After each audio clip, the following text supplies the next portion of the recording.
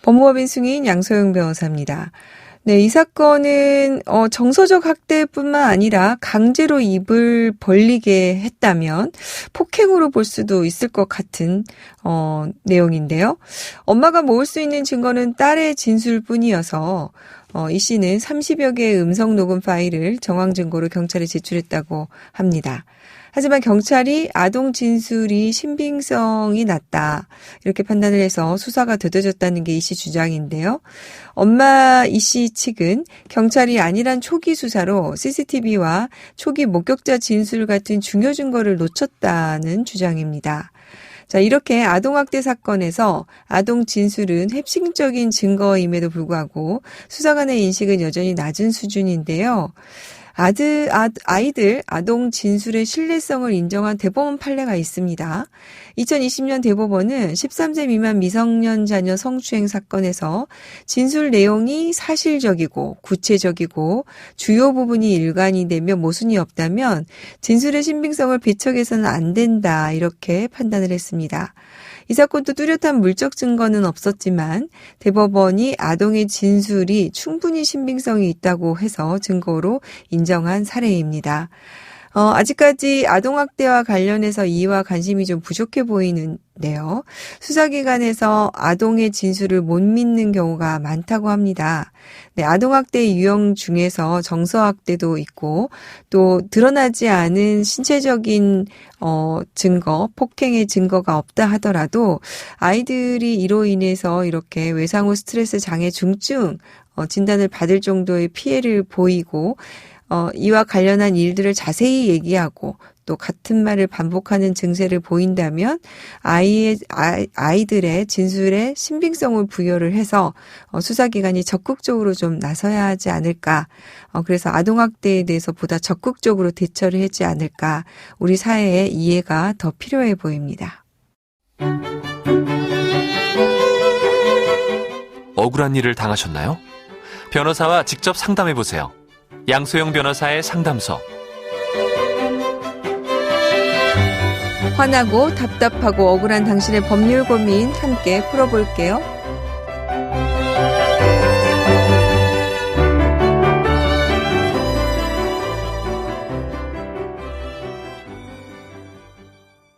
오늘은 김아영 변호사님 함께합니다. 안녕하세요. 네, 안녕하세요. 네, 준비된 사연 만나본 후 얘기 계속 나눌게요.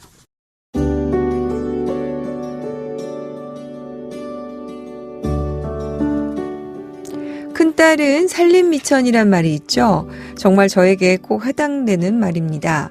저는 어렸을 때부터 학교 공부보다 어린 남동생을 돌보면서 집안일을 도우는 게 우선이었죠.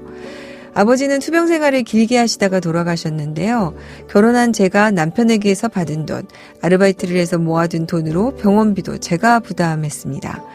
동생에게 함께 병원비를 부담하자고 했지만 처자식 건사하기도 벅차다고 거절당했고요. 아버지가 먼저 돌아가시고 아버지가 남겨둔 재산으로 작은 상가를 샀습니다. 어머니의 노후 대책으로 마련했는데요. 상가 관리, 임차인 관리도 역시 제가 이어받았고 크고 작은 수리비, 세입자가 바뀔 때마다 중개 수수료까지 제가 모두 부담했습니다. 혼자 되신 어머님은 저희 집에서 모셨습니다. 어머니는 제가 모셔서 생활비가 전혀 들지 않았고 상가 수입은 온전히 저축을 했습니다. 어머니 역시 돌아가시기 전에 투병 생활이 길었고 병원비, 간병 모두 제 몫이었죠. 남동생은 이번에는 아이들이 수험생이라 시간이 안 된다며 어머니 간병도 모두 제게 밀었습니다. 어머니가 돌아가신 후 어머니가 남겨주신 상가와 임대료를 모아둔 상당한 액수의 예금이 남아 있었습니다. 동생은 이제야 자신도 자식이니 똑같이 반반씩 나눠야 한다고 주장하는데요. 자신도 부모님 살아생전에 매달 용돈을 20만 원씩 드렸고 생신 때 선물도 드렸으니 자기 형편껏 자식 노릇을 다 했다는 겁니다. 하지만 저는 부모님을 우선으로 생각하고 평생 헌신을 했는데 남동생과 상속재산을 똑같이 나누는 건 너무나 억울합니다. 이럴 땐 어떻게 상속재산을 나누게 되나요?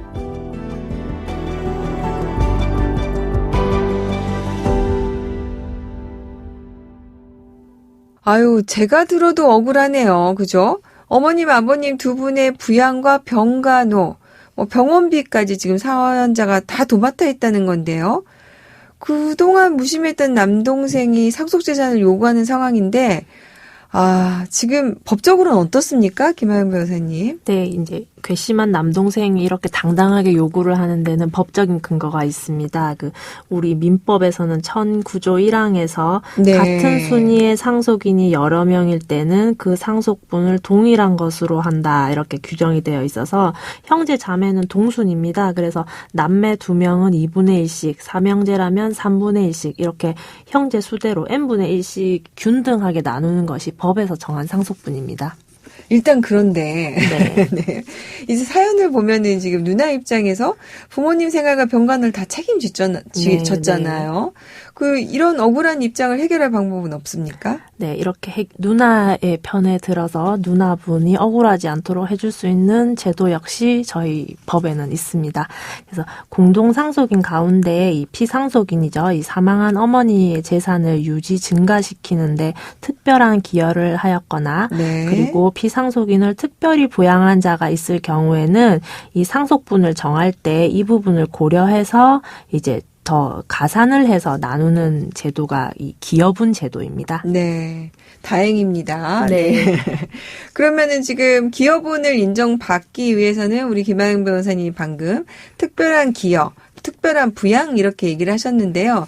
하나씩 볼까요? 자, 특별한 기여를 했다는 것은 어느 정도 기여를 하는 경우에 인정이 됩니까? 네. 기여분 제도에서 이 특별히 기여했다는 것은 이제 법으로 정해진 상속분을 다르게 인정하는 아주 중대한 예외인 만큼 말 그대로 통상적이고 일상적인 것이 아니라 이 특별한 정도여야 됩니다. 그래서 예를 들어서 간혹 가끔 어쩌다가 상가에 들러서 부모님을 도와드리는 수준은 부족하고요. 네. 본래 자기가 종사하는 일과 똑같은 정도로 똑같을 정도로. 네, 자기의 업인 것처럼 네. 상가 관리를 이제 한 정도. 그리고 상가가 아니라 영업장이라고 하면 그 영업을 운영하는 사람처럼 실제로 항상 그곳에서 일하는 정도에 이르러야 이 특별한 기여로 인정하고 있는데요. 그런데 이제 그에 상응하는 반대급부를 받으시면 안 됩니다. 예를 들면 업장에서 일하는 만큼 그에 상응하는 임금을 받는다면